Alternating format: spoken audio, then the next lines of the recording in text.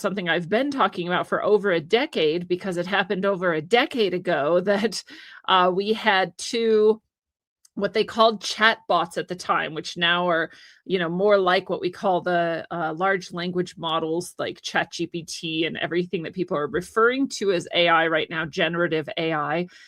Back in that day, we just called it chat bots, and it was a much more rudimentary and had a lot less both processing capability and sort of base of knowledge to pull from.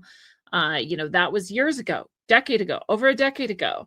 I've told you guys of this so many times where they put two chatbots together. They didn't give them any instructions and they just let them interact to see what would happen. And it insanely quickly went from, hi, how are you, to discussion of whether or not they were real, whether or not they were conscious, whether or not humans were conscious, and whether or not God existed. And this entire video over 10 years ago of these two chatbots interacting was less than a minute long.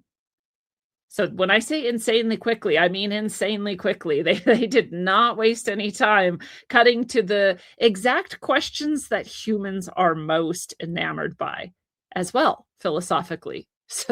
But I loved also just this sort of meta view of self that it forced anyone who watched it and took it in any way seriously to ask ourselves, yeah, are we conscious? Because if they're asking whether or not humans are conscious, we should ask whether or not we're conscious. We're asking whether they're conscious. They're asking whether we're conscious.